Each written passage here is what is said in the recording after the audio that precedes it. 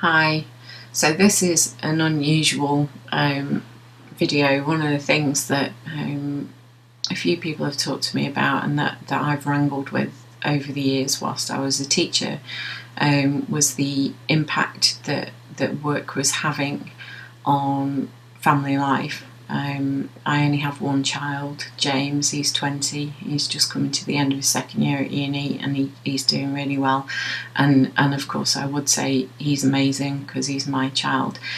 Um, so in conversation with Sharon, I said to her, I'd really love to sort of record the chat with James about his perspective as a child. And to see what his thoughts were. So what follows is what his thoughts are. He's not a confident boy at times in front of other people, and so being on camera to him was like being in front of other people. So he's not a talker like me in some respects. He is in private, but you get, I think, a sense of his perspective as we go through. So, one of the reasons why, I mean, we've talked about all of this stuff beforehand, really, but what's coming out in the group is that quite a lot of people who are still teaching, and some of the ones that have got out, it's a common theme about the impact on their families and particularly their kids, about how they carry a lot of guilt around with them that they impacted their kids by being so invested into teaching. So I think I'll go with the questions that I sent you essentially. So this was what I sent you. What are your memories and thoughts about life with me when you were younger, when I was incredibly busy and trying to juggle being a good mum? Please say I was a good mum, and being a good teacher. Be kind. Okay, I'll be nice. To be honest, I mean, it was a long time ago. So in terms of specific memories, it's kind of Yeah.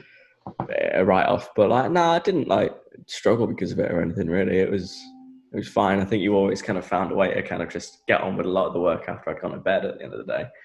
But yeah, I mean, I didn't really notice until I was in my teens, and I kind of was actively aware of what was going on and that kind of thing. So how is it different? Because I like your teens coincided with me being ill when I got my endometriosis diagnosis. So your teens literally started after my second surgery, after the big surgery. Yeah. And so I was off work for 3 months after that. So you started year 10 as I went back to work, didn't you? I think. When did you start year 2014? 2014, I would have started year 10. Yeah, in September 2014. Yeah, so it was 12 months after my surgery then. So I think from my point of view, that's when work started getting really stressful for me. And we're not going to mention anybody's names, but obviously I had a change of head teacher. Yes.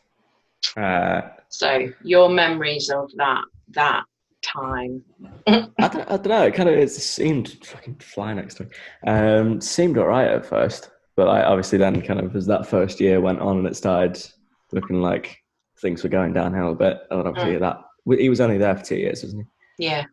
Yeah, and then obviously in the second year, we're all like actually hit the fan, started falling apart, and the way that ended. But no, I think that was just kind of a big, like noticeably big kind of increase in stress in that second year for you. And how did that look from your point of view? What? I don't know. It was 5 years ago, but I don't know. It just Just from your point of view, because you've always been really, you and I have always, I think, been really close, and I think you've always picked up on when things aren't right for me. How did it feel seeing me stressed? I don't know. It's a bit weird because kind of before that, under the head teacher who'd been there for years before, I never really kind of saw it. It was all quite. It was, if it was there, it was kind of out of my way because I was like literally a small child, or it was at least kind of manageable. But I think that kind of change of leadership and the way that worked out just made it very kind of front and center rather than anything else.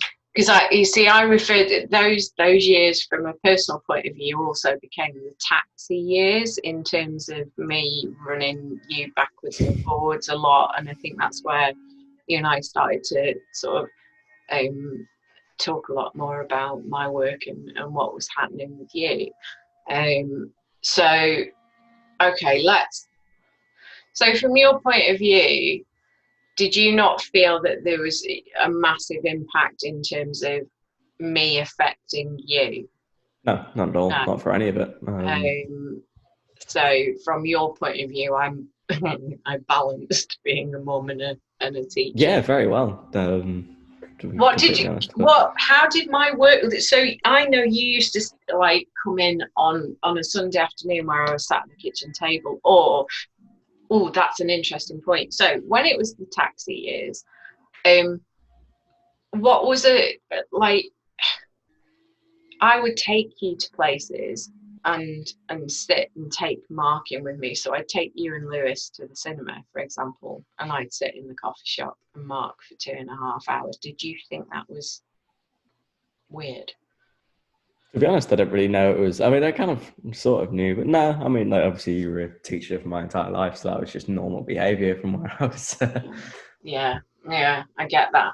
So let's go to mid-May last year when I arrived at the coffee shop and Heidi was there revising, and she obviously rang you up and told you that I was there. Talk to me. How can you remember what sort of a state I was in when you got there? I don't know. It kind of seemed like you were in shock more than anything else. I didn't seem like it. I think it clocked with me quicker than it did with you. How so? Actually, I don't know. I mean, I was immediately in like, here's what you need to do. Here's the list of people you need to ring. This, and this, and you would just kind of like, I just want to have me brew and like be quiet. But like. That's interesting because that's what I remember. I remember kind of telling Heidi what had gone on, but not in any great detail. But I remember saying to her, I think I've just walked out of my job. And I also remember that only 3 weeks previous we'd had a conversation about how fragile things could be, and if it that I only needed to lose my job and everything would go up in the air. Yeah, I think it was like 2-3 weeks before. It felt like a bit of a premonition, but I think maybe deep down I had actually seen it. And I also remember I felt like we had a complete role reversal in that moment, that like you suddenly became the adult and were kind of like, you need to do this, you need to ring this person. And so in those first few weeks afterwards, how, from your point of view, how was I? I don't know, it was a bit weird. Like, I hadn't seen you at home that much ever for 18 years. So I was 19 even at that point, but what? Yeah, it was. Yeah. You turned 19. Yeah.